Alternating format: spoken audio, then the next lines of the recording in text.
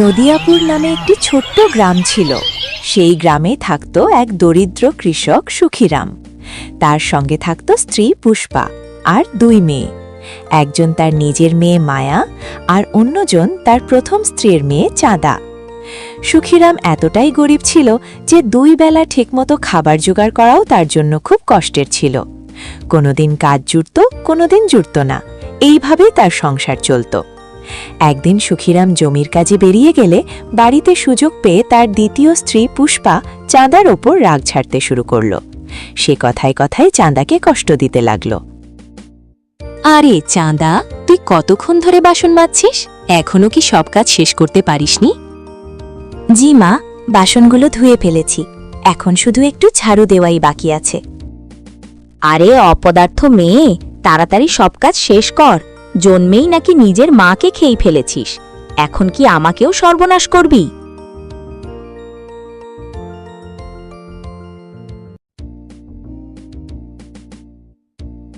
পুষ্পার নিজের মেয়ে মায়া ঘরে ঢোকে।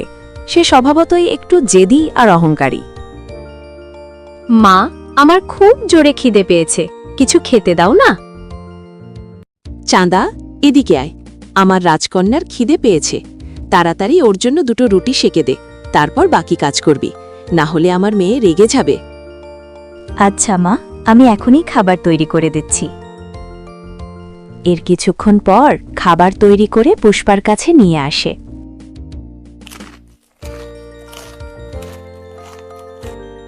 আরে মা, এই চাঁদা তো খাবারে বেশি লবণ দিয়েছে, একদমই মুখে নেওয়া যাচ্ছে না। এই খাবার খুব বাজে হয়েছে, আমি এই খাবার খাবো না। চাঁদা, তোকে কি কখনো রান্না শেখানো হয়নি? খাবারে এত লবণ কে দেয়? আমার তো মনে হচ্ছে তুই ইচ্ছে করেই এত লবণ দিয়েছিস, যাতে আমার মেয়ের ভালো না লাগে। মা, আমি কখনো ইচ্ছে করে এমন করি না, হয়তো ভুলবশত একটু বেশি লবণ পড়ে গেছে। চাঁদা, আজ সন্ধ্যায় তুই কোনো খাবার পাবি না। তুই আমার মেয়ের জন্য এই ধরনের খাবার তৈরি করেছিস, যার জন্য সে ভীষণ কষ্ট পেয়েছে। মেয়েটা খুবই অসুস্থ বোধ করছে, সকাল থেকেই সে খালি পেটে আছে।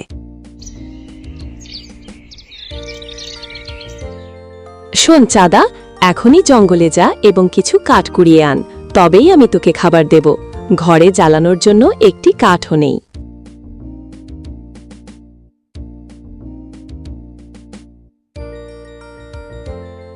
চাঁদা জঙ্গলের দিকে হেঁটে যায় এবং একটি গাছের নিচে দাঁড়িয়ে সে চিন্তা করতে থাকে। হে ভগবান, আমার জন্মের সময়ই তুমি আমার মাকে আমার থেকে দূরে করে দিয়েছ, আর এখন তুমি আমাকে এই পরিস্থিতিতে ছেড়ে দিয়েছ। আমার সৎমা আমাকে আদর দেয় না, বরং অনেক কাজ করায় এবং ভালো খাবারও দেয় না। কিছুক্ষণ পরে সে কিছু শুকনো কাঠ কুড়িয়ে বাড়ির দিকে রওনা দেয়।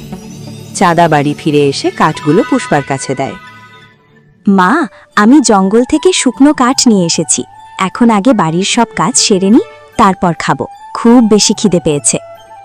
এই যে চাঁদা, বাকি কাজ পরে করবি, আগে ভালো করে খাবার বানিয়ে দে। এবার কিন্তু খেয়াল রাখিস যেন খাবারে কোনো সমস্যা না হয়।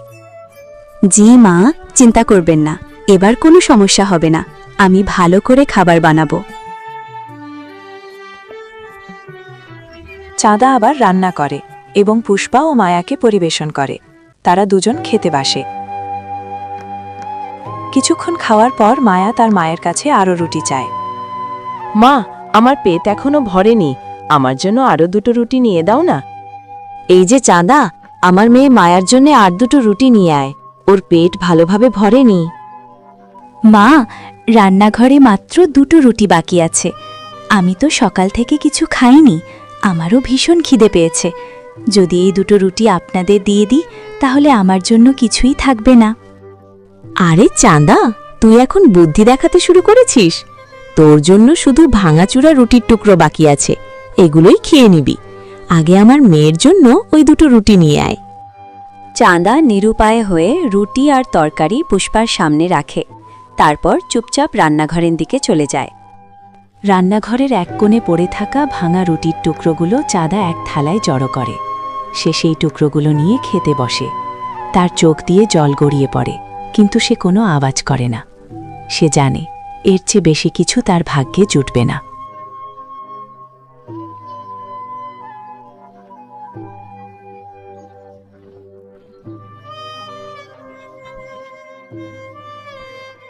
বেটি, ঘরে খাবার থাকলে আমাকে কিছু দিতে পারবি? আমি গত 2 দিন ধরে না খেয়ে আছি। আজ যদি কিছু খাবার না খাই তাহলে ক্ষুধার কষ্টে আমার প্রাণ চলে যাবে। আরে চাঁদা, একটু বাইরে তাকিয়ে দেখতো কে এসেছে। মনে হয় কোনো অচেনা ভিখারি এসেছে। এরা নিজেরা কোনো কাজকর্ম করে না, শুধু অন্যের কাছেই হাত পাতে। চাঁদা বাইরে এসে বৃদ্ধ সন্ন্যাসীকে দেখে তার হৃদয় গলে যায়। বাবা, আপনি একটু অপেক্ষা করুন, আমি এখনই আপনার জন্য খাবার নিয়ে আসছি। চাঁদা দ্রুত ভিতরে যায় আর নিজের ভাগের বাকি রুটি নিয়ে এসে সন্ন্যাসীকে দেয়। ঠিক তখন পুষ্পাও বাইরে চলে আসে। দেখ চাঁদা, যদি তুই নিজের ভাগের রুটিটা এই বৃদ্ধ বাবাকে দিয়ে দিস, তাহলে সন্ধে পর্যন্ত তোর আর কিচ্ছু খাওয়া জুটবে না। মনে রাখিস, এই রুটি হয় তুই নিজে খাবি, নয়তো বাবাকে খাওয়াবি, কিন্তু এরপর সন্ধে পর্যন্ত তোকে আর কোনো খাবার দেওয়া হবে না। চাঁদা পুষ্পার কথা উপেক্ষা করে সন্ন্যাসীকে খাবারগুলো দিয়ে দেয়।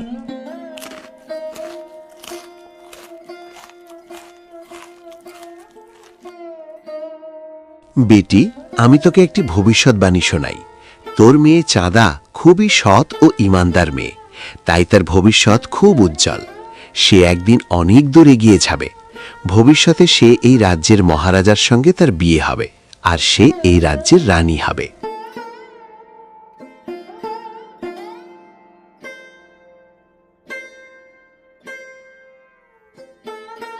এটা কিভাবে সম্ভব? এই রাজ্যের রানী তো আমার মেয়ে মায়াই হওয়ার কথা। আমি কখনোই এটা হতে দেব না। ওর বিয়ে আমি খুব গরিব ঘরেই দেব, আর আমার মেয়ে মায়ার বিয়ে দেব খুব ধনী ঘরে। তারপর দেখা যাবে এই চাঁদা কিভাবে রানী হয়। আচ্ছা শুনুন, এখন চাঁদা বড় হয়ে গেছে, যেভাবেই হোক ওর বিয়েটা দিয়ে দিন। আমি একটা ছেলের খোঁজ পেয়েছি, সে খুব গরিব, কিন্তু চাঁদার জন্য ঠিক হবে। আমাদের কাছে এত টাকা নেই যে ওর বিয়ে ধনী ঘরে দেব। দেখো পুষ্পা, আমরা যেভাবেই হোক আমাদের মেয়ের বিয়ে ভালো ঘরেই দেব। আমার কাছে টাকা না থাকলেও দরকার হলে জমি বন্ধক রাখব, কিন্তু চাঁদার বিয়ে আমরা খুব ভালো ঘরেই দেব। আপনি কি বলছেন? আপনার তো আরেক মেয়ে মায়াও আছে, তারও তো বিয়ে দিতে হবে। তাই আপনি এক কাজ করুন, চাঁদার বিয়েটা ওই গরিব ছেলেটার সঙ্গেই দিয়ে দিন। কিছুদিন পর পুষ্পা তার সৎ মেয়ে চাঁদার বিয়ে খুব গরিব কৃষক মুরলির সঙ্গে দেন।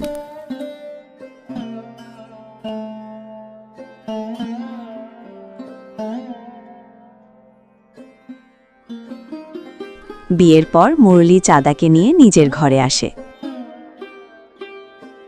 দেখো চাঁদা, আমি খুব গরিব, তোমাকে ঠিকমতো দুবেলা খাবারও দিতে পারবো না।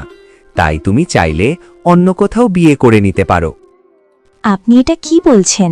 আপনি তো আমার স্বামী, এখন আমার বিয়ে আপনার সঙ্গেই হয়েছে, তাই আপনাকে ছাড়া আমি আর কাউকেই ভাবতে পারি না। আর দয়া করে এমন কথা আর কখনো বলবেন না। কিন্তু তোমার ঘরের লোকেরা শেষ পর্যন্ত কেন আমার সঙ্গে তোমার বিয়ে দিল? আমি তো খুব গরিব ঘরের একজন অলস ছেলে, আমি তো কিছুই করি না। দেখুন, ভগবান যা করেন সবই ভালো জন্যই করেন। সামনে হয়তো আমাদের জন্য ভালো কিছু অপেক্ষা করছে, আর আমার সৎমা আমার সুখ সহ্য করতে পারেন না বলেই আমার বিয়ে আপনার সঙ্গে দিয়েছেন। এখন যাই হোক, আমার বিয়ে আপনার সঙ্গেই হয়েছে, তাই আপনি আমার দেবতা। খাবার পাই বা না পাই, আমি আপনার সঙ্গেই থাকব।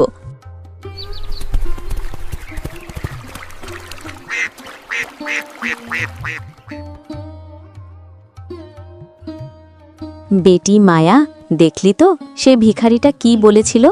বলেছিল চাঁদার বিয়ে এই রাজ্যের রাজার সঙ্গে হবে। আসলে এই ভিখারিদের আশীর্বাদ কখনো কোনো কাজে আসে না। হ্যাঁ মা, আমিও তাই ভাবছিলাম। আমি থাকতে চাঁদার বিয়ে কিভাবে এই রাজ্যের রাজার সঙ্গে হতে পারে? ঠিক বলেছিস বেটি, আমরা তো আগেই তার বিয়ে একটা গরিব বাড়িতে ঠিক করে দিয়েছিলাম। এখন দেখ, চাঁদার দুবেলার খাবারও জুটছে না।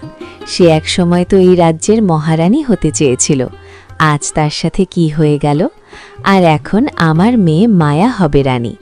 আজ তোর বাবা আসুক, আমি তোর বাবাকে বিয়ের কথা বলবো। তোর বিয়ে হবে এই রাজ্যের জমিদারের সঙ্গে।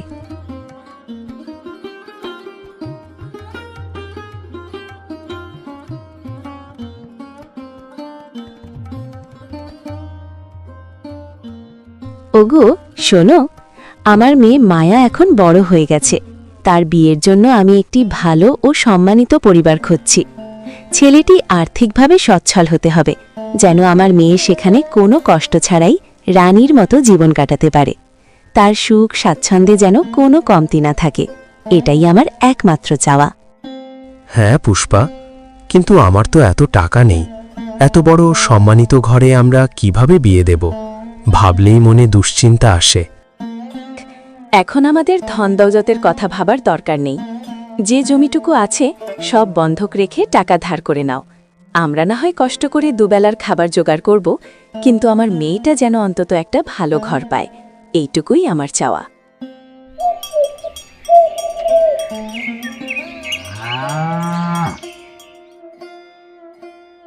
সুখিরাম এতে রাজি হয়ে যান এবং শহরের ধনী শেখ গেন্দালালের সঙ্গে মায়ার বিয়ে ঠিক করেন।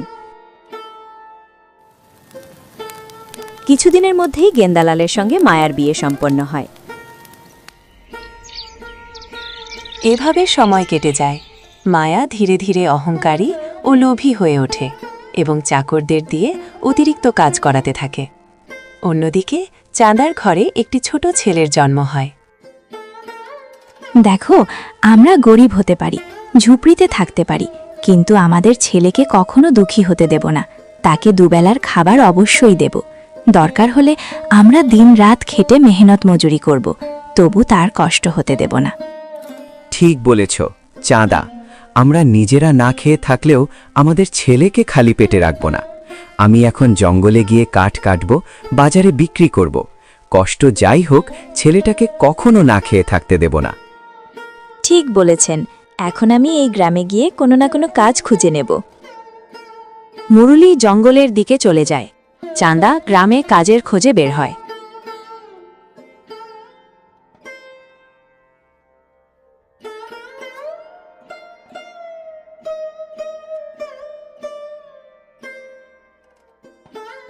দোকানদার ভাই, আপনার কাছে আমার একটা অনুরোধ আছে।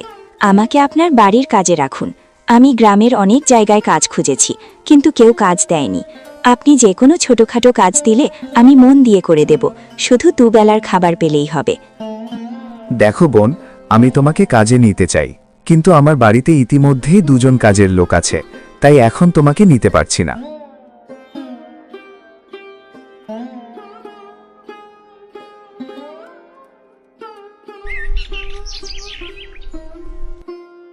চাঁদার ছেলে ইমন ধীরে ধীরে বড় হয়ে ওঠে। যাই হোক, আমরা আমাদের ছেলের জন্য সব করব। আর হ্যাঁ, আমি শুনেছি আমার ছোট বোন মায়া বিয়ে হয়েছে জমিদার গেন্দালালের সঙ্গে। সেখানে গিয়ে দেখি কোনো না কোনো কাজ অবশ্যই পেয়ে যাব। বোন, আপনার কাছে আমার একটি অনুরোধ। আমার ঘরে একটি ছেলে সন্তানের জন্ম হয়েছে। আমার ছেলেটি যেন কখনো ক্ষুধার্ত না থাকে, সেই চিন্তা থেকেই আপনার কাছে এসেছি। আপনার বাড়িতে যদি কোনো ধরনের কাজ থাকে, যেমন রান্না বান্না, ঘর পরিষ্কার, কাপড় ধোয়া বা যে কোনো কাজ আমাকে দেন। আমি খুশি সেই কাজটি করতে রাজি আছি। আমাকে শুধু দিনে দুবেলা খাবার দিলে হবে। ভালোই হলো, চাঁদাকে কাজে রাখলে কোনো টাকা দিতে হবে না। আজকাল খাবারের বিনিময়ে কে কাজ করবে? চাঁদাকে ঘরের কাজে রেখে দিই, সেটাই ভালো হবে। আমার ঘরে তো কেউ বাসি খাবার খায় না, সেগুলোই চাঁদাকে দিয়ে দেব। বোন, এখানে এখন অনেক লোক কাজ করছে, তাই কাজ বেশি নেই। তুমি জোর করছো, তাই তোমাকে কাজ দিচ্ছি, কিন্তু তোমাকে শুধু দুবেলার খাবার দেওয়া হবে, তার বেশি কিছু দিতে পারবো না। বোন, আপনাকে অনেক অনেক ধন্যবাদ। আমি বেশি কিছু চাই না, শুধু দুবেলা খাবার দিলে হবে। ঠিক আছে, কাল সকাল থেকে কাজে চলে আসবি, আর সময় মতো আসিস।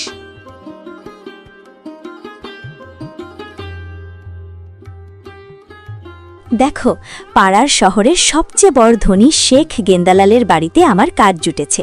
এখন থেকে আমাকে ঠিক সময়ে সেখানে কাজে যেতে হবে। ঠিক আছে, এখন থেকে আমি জঙ্গল থেকে তাড়াতাড়ি কাঠ কেটে আনব, যাতে আমাদের ছেলে খালি পেটে না ঘুমায়।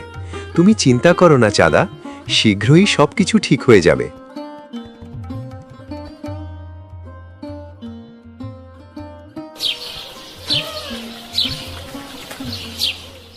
সকাল হলে চাঁদা কাজে যাওয়ার জন্য তৈরি হয়। যাওয়ার সময় তার ছেলে ইমনের সাথে কথা বলে। বাবা ইমন, তুমি বাইরে যেও না। আমি সন্ধ্যার মধ্যেই ফিরে আসব আর তোমার জন্য ভালো ভালো খাবার নিয়ে আসব। জি মা, আমি কোথাও যাব না, আপনি কিন্তু তাড়াতাড়ি ফিরে আসবেন। চাঁদা তার ছোট ছেলেকে ফেলে কাজে যেতে চায় না, কিন্তু অভাবের কারণে তাকে যেতেই হয়। ইমন দরজায় দাঁড়িয়ে মায়ের দিকে তাকিয়ে থাকে। চাঁদা মায়ার বাড়িতে পৌঁছলে মায়া তাকে আদেশ দেয়। আচ্ছা বোন, তুমি এসে গেছো, চলো তাড়াতাড়ি সব কাজ শেষ করো। আর হ্যাঁ, বাসন ধুয়ে তারপর আমার জন্য ভালো ভালো কচুরি বানিয়ে দিও, আজ খুব কচুরি খেতে ইচ্ছে করছে। চাঁদা বাসন ধোয়া, ঘর ঝাড়ু দেওয়া, মোছা ইত্যাদি কাজ করে, তারপর রান্নাঘরে গিয়ে কচুরি বানায়। আরে বোন, কচুরি তৈরি হয়ে গেছে, আপনি এসে খেয়ে নিন।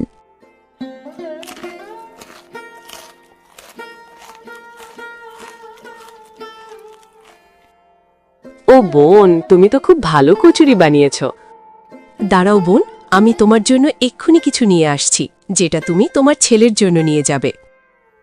হয়তো আজ আমাদের তাজা কচুরি খেতে দেবে, অনেকদিন ভালো খাবার খাওয়া হয়নি। বোন, এই বাসি চালটা কাল থেকে পড়ে আছে, এটা তুমি তোমার বাড়িতে নিয়ে যাও আর গরম করে খেয়ে নিও, কারণ এই বাসি চাল আমার বাড়িতে কেউ খাবে না।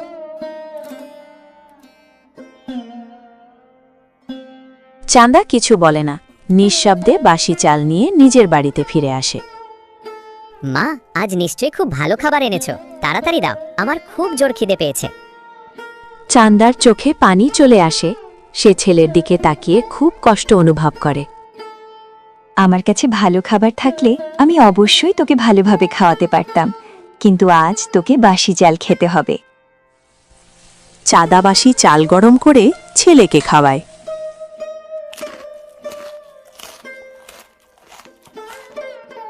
বাবা, চিন্তা করিস না, কাল আমি তোর জন্য এর চেয়েও ভালো খাবার নিয়ে আসব।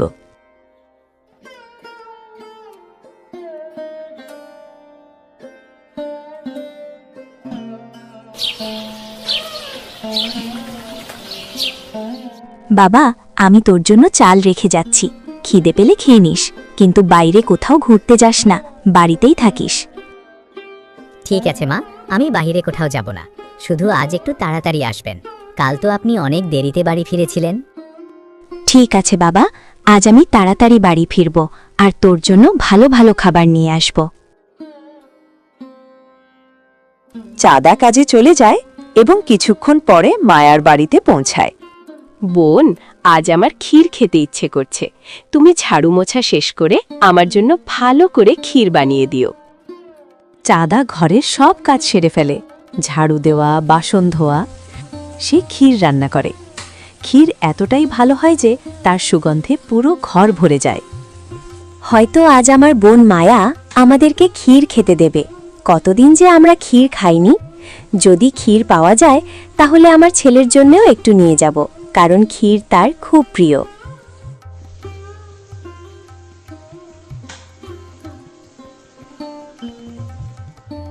বোন, তাড়াতাড়ি আমাকে ক্ষীর দাও, আজ ক্ষীরের এতই সুঘ্রাণ উঠছে, আমি আর ধৈর্য ধরে থাকতে পারছি না। চাঁদা মায়ার জন্য খাবার পরিবেশন করে। মায়া খাওয়া শেষে চাঁদাকে বলে ওঠে, বোন, তুমি একটু অপেক্ষা করো, আমি তোমার জন্য কিছু খাবার নিয়ে আসছি, যেটা তুমি তোমার বাচ্চাকে দিও। মায়া ঘরের ভেতরে যায়। চাঁদা আবার আগের মতো আশা নিয়ে দাঁড়িয়ে থাকে।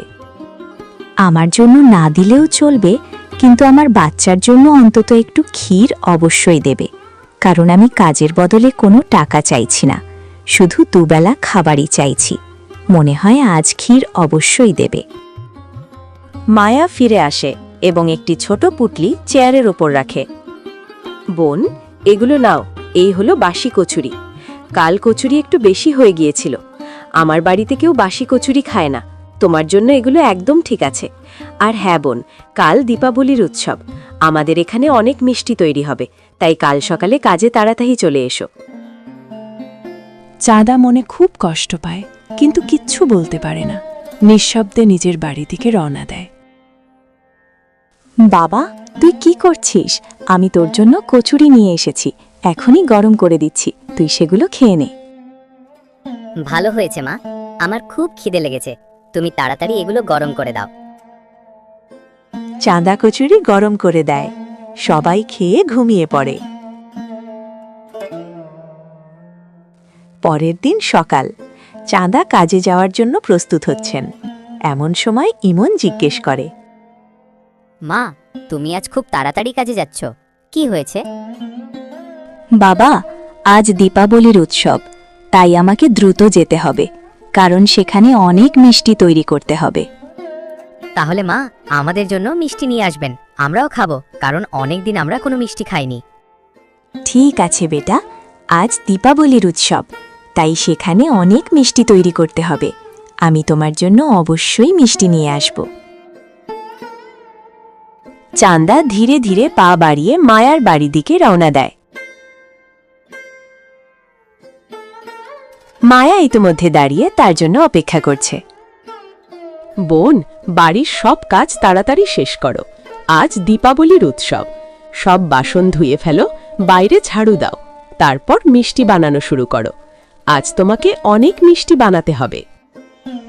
চাঁদা কাজে খুব ব্যস্ত থাকে, সে বাড়ির সব কাজ করে, তারপর দীপাবলির জন্য মিষ্টি তৈরি করতে বসে। কিছুক্ষণ পরে সে অনেক সুস্বাদু মিষ্টি, জিলাপি, সন্দেশ তৈরি করে ফেলে। তুমি খুব ভালো মিষ্টি বানাতে পারো, মিষ্টিগুলো খুব সুগন্ধি হচ্ছে। দয়া করে তাড়াতাড়ি দাও, মিষ্টি সবাইকে দিতে হবে, আমিও অপেক্ষা করতে পারছি না। সবাইকে মিষ্টি দেওয়ার পর তারপর চাঁদাকে ডেকে বলে, বোন, তুমি একটু দাঁড়াও, আমি তোমার জন্য কিছু খাবার নিয়ে আসছি। দয়া করে তোমার বাচ্চাকে খেতে দিও, সে অনেক দিন ধরেই মিষ্টি খায়নি। ভগবান এত নিষ্ঠুর নন, শেষ পর্যন্ত তিনি আমার প্রতি দয়া দেখিয়েছেন। আজ আমার বোন আমার বাচ্চার জন্য মিষ্টি দেবে, আর আমরা সবাই ভালোভাবে দীপাবলি পালন করতে পারব। আমার কাছে এত টাকা নেই যে আমরা নিজেরা দীপাবলি পালন করব। হয়তো আমার বোন আমার প্রতি দয়া দেখিয়ে আমার জন্য মিষ্টি নিয়ে আসছে। বোন, এগুলো হলো বাসি ক্ষীর আর খুব মিষ্টি। এটা তোমার বাচ্চাকে খেতে দিও, কারণ আমার বাড়িতে পুরনো ক্ষীর কেউ খায় না। আজ উৎসব, এগুলো ফেলে না দিয়ে তোমাকে দিচ্ছি। এই বাসি ক্ষীর তোমরা সবাই মিলেমিশে খেও। আরে, এই মায়া তো হৃদয়টা পাথরের মতো, এর ভিতরে মানুষের জন্য কোনো দয়া নেই। আজ তো দীপাবলির উৎসব, অন্তত একটু মিষ্টি দিতে পারত, যেন আমরা উৎসবটা ভালোভাবে পালন করতে পারতাম। আর সে আমাকে বাসি ক্ষীর দিচ্ছি। এখন কিছু বলারও সাহস পাচ্ছি না। যদি কিছু বলি তাহলে হয়তো সে আমাকে এই কাজ থেকে বের করে দেবে।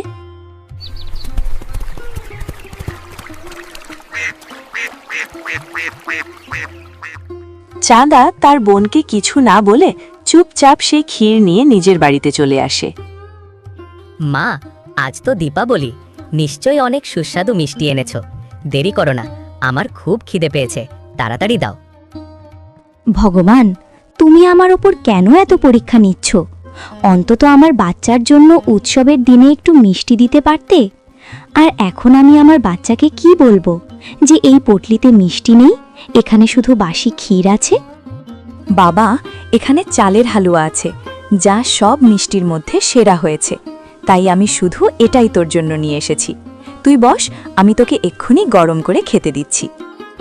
ঠিক আছে মা, তুমি দেখি আমার জন্য সবচেয়ে ভালো মিষ্টি এনেছো।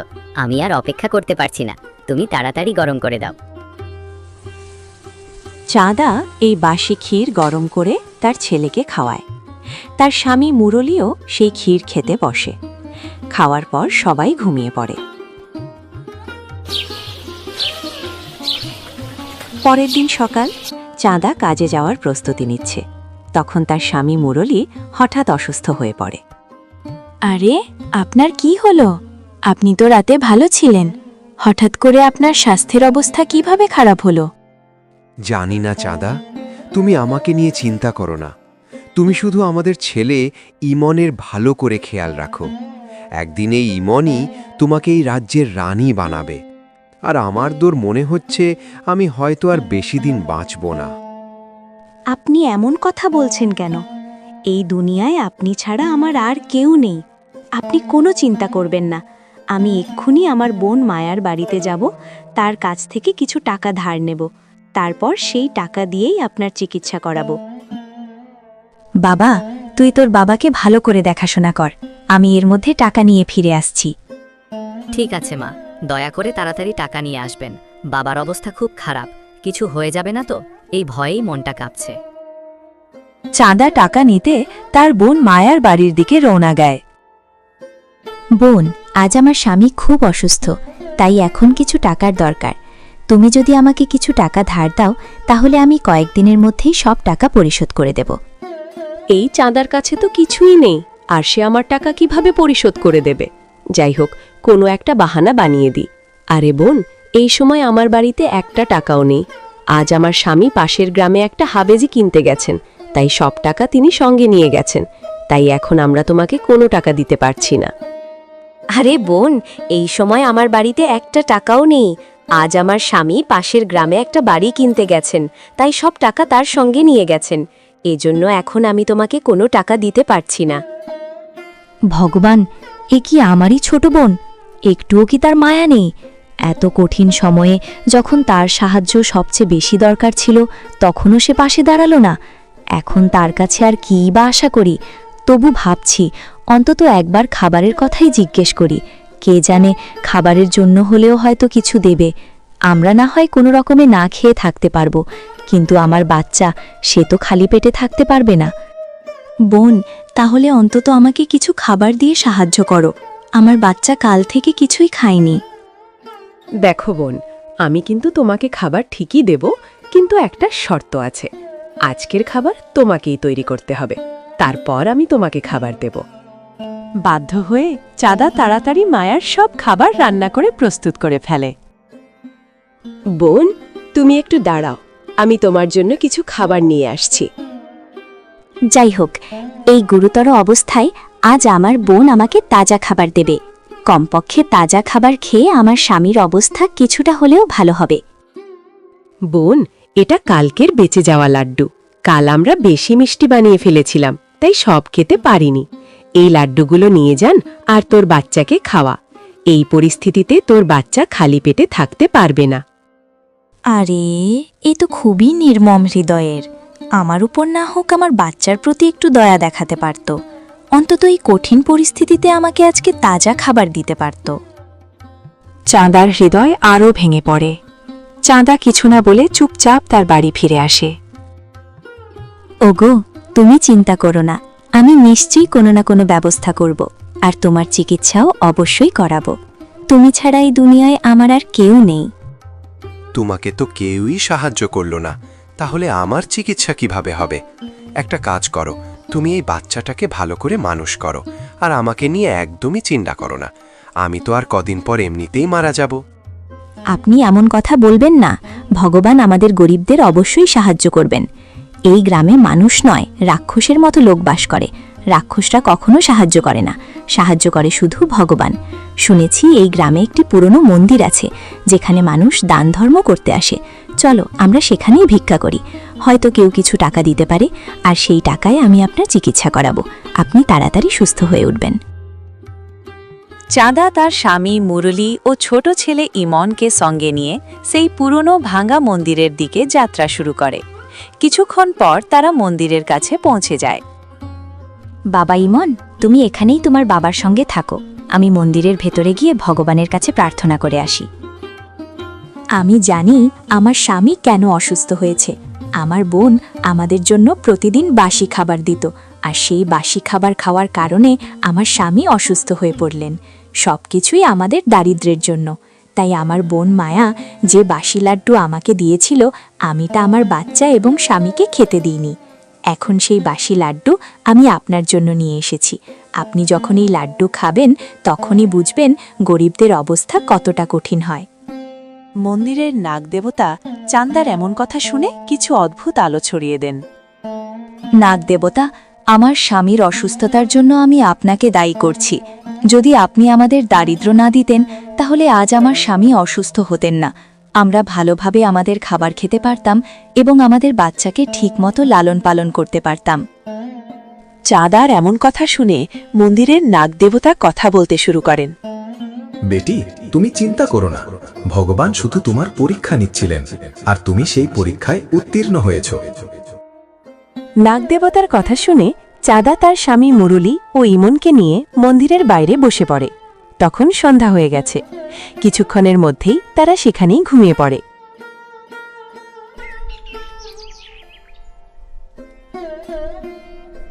পরের দিন সকাল।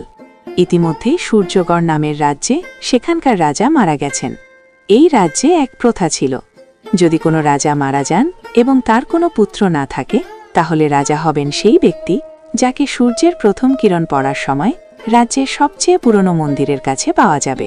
সেই ব্যক্তিকেই এই রাজ্যের নতুন রাজা ঘোষণা করা হবে। সৈন্যরা, দ্রুত চল।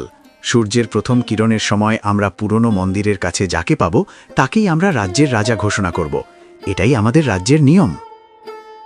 মন্ত্রী তার সৈন্যদেরকে নিয়ে সেই মন্দিরের কাছে গেলেন, যেখানে চাঁদা তার স্বামী মুরলী এবং ছেলে ইমন বসেছিলেন। চাঁদা সেই মন্দিরে ভিক্ষা করতে এসেছিল। সৈন্যরা, এদেরকে এখান থেকে ধরে নিয়ে চলো। আরে, আপনারে কারা? আমাদেরকে কেন ধরে নিয়ে যাচ্ছেন? আমরা তো কোনো ভুল করিনি। দয়া করে আমাদের ছেড়ে দিন। আমার স্বামী আগে থেকেই অসুস্থ, আর আমার ছোট বাচ্চা 2 দিন ধরে খালি পেটে আছে। আমরা শুধু 2টো রুটির জন্য এখানে ভিক্ষা করতে এসেছিলাম। দেখুন, আমি এই রাজ্যের মন্ত্রী। এখন এই রাজ্যের মহারাজ মারা গেছেন এবং তার কোনো পুত্র নেই, তাই এই রাজ্যের নিয়ম অনুযায়ী আমরা আপনার স্বামীকে এই রাজ্যের রাজা ঘোষণা করতে যাচ্ছি। আরে, আপনারা আমাদের সঙ্গে কেন মজা করছেন? আপনাদের লজ্জা হয় না? আমরা তো গরিব মানুষ, আমাদেরকে মজা করার জন্য কি বেছে নিলেন? অন্তত আমার স্বামীর প্রতি তো একটু দয়া করুন, তিনি তো আগে থেকেই অসুস্থ। মন্ত্রী সবাইকে বুঝিয়ে রাজমহলে নিয়ে আসে। সেখানে পৌঁছে চাঁদার স্বামী মুরলীকে রাজা ঘোষণা করা হয়, আর চাঁদাকে রাজ্যের রানী বানানো হয়। মুরলী এখন বড়ই ন্যায়পরায়ণ ও বুদ্ধিমানভাবে রাজ্যের কাজকর্ম শুরু করেন। ধীরে ধীরে সময় কাটতে থাকে, আর রাজ্যে সুখ শান্তির পরিবেশ ছড়িয়ে পড়ে। এদিকে একদিন মায়া তার বাড়িতে তার স্বামীকে চাঁদার ব্যাপারে জিজ্ঞেস করে। ওগো, আমার বোন চাঁদা এখন কাজ করতে আসে না, কি হয়েছে তার? আমার মনে হয় আমি সেই দিন তাকে সাহায্য করিনি, তাই সে আমার উপর রেগে আছে। আরে, তুমি তো কিছুই জানো না। তোমার বোন চাঁদা এখন রানী হয়ে গেছে, আর তার স্বামী মুরলী রাজা, তাই সে এখন আমাদের বাড়িতে কাজ করতে আসে না। আরে, এটা কিভাবে সম্ভব? সে তো আগে খুব গরিব ছিল, আর তার বিয়ে আমার মা খুবই গরিব ঘরে করিয়েছিলেন। সে তো আগে কোনো কাজও করত না, কিন্তু এখন সে কিভাবে রাজা হলো? আমি তো কিছুই বুঝতে পারছি না।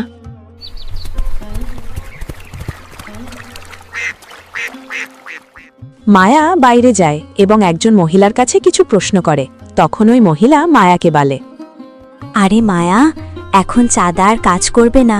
তুমি জানো না, চাঁদা এখন এই রাজ্যের রানী হয়েছে, আর তার স্বামী যে আগে খুব গরিব এবং অলস ছিল, সে এখন এই রাজ্যের রাজা হয়েছে। এই শুনে মায়া চিন্তিত মনে তার বাড়িতে ফিরে আসে এবং তার স্বামীকে বলে, ওগো, চাঁদার সত্যিই এখন রানী হয়ে গেছে। এটা কিভাবে সম্ভব হলো? এই রাজ্যের রানী তো আমাদের হওয়া উচিত ছিল। ভাবছি, সে কি এই রাজ্য চালাতে পারবে? আরে মায়া, তুমি কেন এত অশান্ত হচ্ছ? তোমার কাছে কি টাকার অভাব? আমি তো একজন জমিদার, আমাদের অনেক সম্পদ আছে। তোমার কোনো অসুবিধাই তো হচ্ছে না। নৌকর চাকর সব কাজ সামলায়।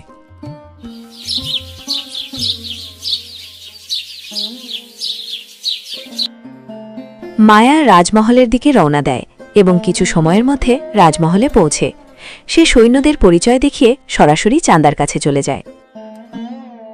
আসো বোন, অনেক দিন পর তুমি এলে। হ্যাঁ বোন, তুমি তো এখন রানী হয়ে গেছো, তাই আমি তোমার সঙ্গে দেখা করতে এসেছি। ভালো হয়েছে তুমি আমাদের সঙ্গে দেখা করতে এসেছো। আর আমাদের মা বাবা কেমন আছে? আরে বোন, আমাদের মা বাবা তো অনেক আগেই মারা গেছে। এখন তারা আর এই দুনিয়ায় নেই। আপন বলতে একমাত্র তুমিই আছো, তাই তোমার সঙ্গে দেখা করতে এলাম। আরে মায়া, তুমি কোনো চিন্তা করো না, আমি তো তোমার বড় বোন। তোমার যদি কখনো কোনো অসুবিধা হয়, তাহলে আমাকে অবশ্যই জানাবে। অসুবিধে তো তুই চাঁদা, তুই এখন এই রাজ্যের রানী হয়ে গেছিস। এই রাজ্যের রানী তো আমার হওয়া উচিত, তুই না। আর এখন আমাকে জানতে হবে এই চাঁদা কিভাবে রানী হলো। মায়া একটি বাহানা বানিয়ে তার বোন চাঁদাকে প্রশ্ন করতে শুরু করে। আরে বোন, তুমি হঠাৎ করে কিভাবে রানী হয়ে গেলে? আগে তো তুমি খুব গরিব ছিলে। বলো তো বোন, তোমার জীবনে এমন কি ঘটল? আমি তো তোমাকে সেদিন শুধু বাসি লাড্ডু দিয়েই বিদায় করেছিলাম, আর তারপর থেকেই দেখছি তুমি একেবারে রানী হয়ে বসে আছো।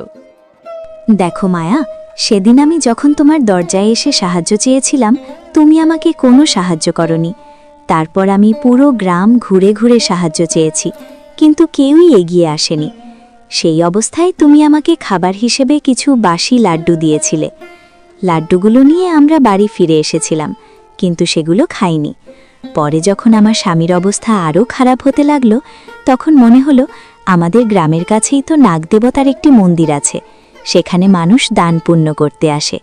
তাই আমি আমার স্বামীকে সঙ্গে নিয়ে সেই মন্দিরে গেলাম। সেখানে গিয়ে আমি গভীর ভক্তি নিয়ে নাগদেবতার কাছে প্রার্থনা করলাম এবং সেই বাসি লাড্ডুগুলো তাকে দিয়ে দিলাম। তারপর কি হলো বোন? নাগদেবতা আমাদেরকে বর দিলেন এবং সেই বরের পরই আমি রানী হয়ে গেলাম। ভালোই হয়েছে বোন, তুমি রানী হয়েছ। এখন তো সন্ধ্যা হয়ে গেছে, আমাকে এখন বাড়ি যেতে হবে। বাকি কথা কাল এসে বলবো। মায়া বাড়ির পথে রওনা দেয় এবং কিছুক্ষণ পরেই সে তার বাড়িতে পৌঁছে যায়। ওগো, এখন বুঝে গেছি আমার বোন চাঁদা কিভাবে রানী হলো। এবার তুমি দেখবে আমি কিভাবে রানী হই। আমি তার থেকেও বড় রানী হব। আমি চাই সে আবার গরিব হয়ে যাক, সে আমাদের থেকে বেশি ধনী হতে পারবে না। আরে মায়া, তুমি এত লোভ করছো কেন? অতিরিক্ত লোভ করা ভালো না। তুমি এসব বুঝবে না। সে আমাদের চেয়ে এগিয়ে গিয়েছে, আমি চাই সে যেন নিচু অবস্থায় থাকে। বোন, আমাকে একটু সাহায্য করো। তোমার প্রাসাদে আমাকে কাজ দাও। আমার কাছে এখন একটি টাকাও নেই। আমার স্বামী ব্যবসায় বড় ক্ষতি হয়েছে, তাই আমি তোমার বাড়িতে কাজ করতে এসেছি। আরে মায়া, তোমার কাজ করার কি দরকার? আমি তোমাকে টাকা দিয়ে দিচ্ছি, আর কোনো অসুবিধা হলে সরাসরি বলতে পারো। না বোন, আমি এখানে কাজ করে তোমার থেকে টাকা নেব, ফ্রিতে কিছু নেব না। তুমি একটা কাজ করো, তুমি টাকার বদলে আমাকে বাসি খাবার দিও। চাঁদা তৎক্ষণাৎ মায়ার মতলব বুঝতে পারে। ঠিক আছে বোন, তাহলে তুমি আমাদের জন্য খাবার তৈরি করো, এটাই তোমার জন্য যথেষ্ট। ধীরে ধীরে সময় কেটে যেতে লাগল। মায়া চাঁদার বাড়িতে কাজ করতে লাগল। একদিন সে সেই বাসি খাবার নিয়ে তার নিজের বাড়ি ফিরে এলো। দেখো, আমাদের চেয়ে চাঁদা কখনো বুদ্ধিমান হতে পারবে না। এখন দেখবে আমি কিভাবে রানী হই। আজ আমি তার বাড়ি থেকে বাসি খাবার নিয়ে এসেছি। এটা আমরা খাবো না, পশুদেরকে খাওয়াবো। সে মনে করবে আমরা এই বাসি খাবার খেয়েছি। পরের দিন মায়া তার বোন চাঁদার বাড়িতে গিয়ে বলে, বোন, আজ তো পূর্ণিমার উৎসব। একটা কাজ করি, আজ ভালো ভালো খাবার বানাই। ঠিক আছে বোন, যেমন আপনার ভালো লাগে তেমন করু। মায়া ভালো ভালো মিঠাই বানায় এবং চাঁদাকে বলে, দেখো বোন, আজ তো মিঠাই তাজা। আমি তাজা মিঠাই খাই না, কারণ এখন তাজা মিঠাই আমাদের ক্ষতি করে। কিছু মিঠাই আমার জন্য রেখে দিন, যখন কাল সকালে আসব তখন আমাকে সেই মিঠাই দিয়ে দিও। মায়া তার বাড়ি চলে যায় এবং পরের দিন সময় মতো চলে আসে। ঠিক আছে মায়া, নাও সেই মিঠাই। যদি টাকা পয়সার দরকার হলে বলো, আমি দিয়ে দিচ্ছি। আর কিছু চাই না বোন, এতটুকুই আমাদের জন্য যথেষ্ট। মায়া সেই বাসি মিঠাই নিয়ে তার বাড়িতে ফিরে আসে এবং তার স্বামীকে বলে, ওগো দেখো, আজ আমি বাসি লাড্ডু এনেছি। এগুলো আমরা ফেলে দেব না, এই লাড্ডুগুলো আমরা নাগদেবতাকে দেব। কাল সকালে আমি রানী হয়ে যাব আর তুমি হবে রাজা, ঠিক যেমন আমার বোন চাঁদা হয়েছে। আরে মায়া, তোমার এসব করা কি দরকার? এমন করা ঠিক নয়। ভগবান সব দেখছেন, লোভ করা ভালো কথা নয়। আরে, নাগদেবতা কি করে জানবেন আমরা গরিব না ধনী? আমরা তাকে বলবো এইটা বাসি লাড্ডু, আর বলবো আমরা খুব গরিব, আমাদেরকে সাহায্য করুন। তখন নাগদেবতা আমাদেরকে রাজা ও রানী বানিয়ে দেবেন। মায়া তার স্বামীকে সঙ্গে নিয়ে নাগদেবতার মন্দিরে যায় মন্দিরের বাইরে সে স্বামীকে দাঁড় করিয়ে রেখে নিজে একা ভিতরে ঢুকে পড়ে। হে নাগ দেবতা, আমরা খুব গরিব, আমার স্বামী খুব অসুস্থ, আপনি আমাদেরকে কেন এমন গরিব বানালেন? আমি আমার বোনের বাড়িতে কাজ করতে যাই, সে আমাদের বাসি খাবার খেতে দেয়, সেই বাসি খাবার খেয়েই আমার স্বামী অসুস্থ হয়ে পড়েছে। আজও সে আমাকে বাসি লাড্ডু দিয়েছে, আমি কিছুই বলতে পারিনি, তাই সেই লাড্ডুই আজ আপনাকে ভোগ হিসেবে দিচ্ছি। হে মূর্খ নারী, তুমি মিথ্যা কথা বলছো। তোমার বোন চাঁদার মন খুব পবিত্র, কিন্তু তোমার মনে লোভে ভরা। চাঁদা সত্যিই গরিব ছিল, তাই সে আমাদের বাসি লাড্ডু খাইয়েছিল, কিন্তু তুমি ধনী হয়েও আমাকে বাসি লাড্ডু দিচ্ছ। তাই আমি তোমাকে অভিশাপ দিচ্ছি, তুমি গরিব হয়ে যাবে, তোমার সব সম্পদ নষ্ট হয়ে যাবে, আর তোমার স্বামীও অসুস্থ হয়ে পড়বে। ভয়ে আতঙ্কিত হয়ে মায়া দৌড়ে বাইরে বেরিয়ে আসে। বাইরে এসে দেখে তার স্বামী সত্যি অসুস্থ হয়ে পড়েছে। ওগো, তোমার এ কি হলো? হঠাৎ করে তুমি কিভাবে অসুস্থ হয়ে পড়লে? কি বলবো মায়া, তুমি ভেতরে যাবার সঙ্গে সঙ্গেই আমার শরীর খারাপ হয়ে গেল, আমি অসুস্থ হয়ে পড়লাম। চলো এখন বাড়ি ফিরে যাই। অসুস্থ স্বামীকে নিয়ে মায়া যখন বাড়ি ফিরে আসে, তখন দেখে তার সব হীরা জহরত আর ধন দৌলত একেবারে হারিয়ে গেছে।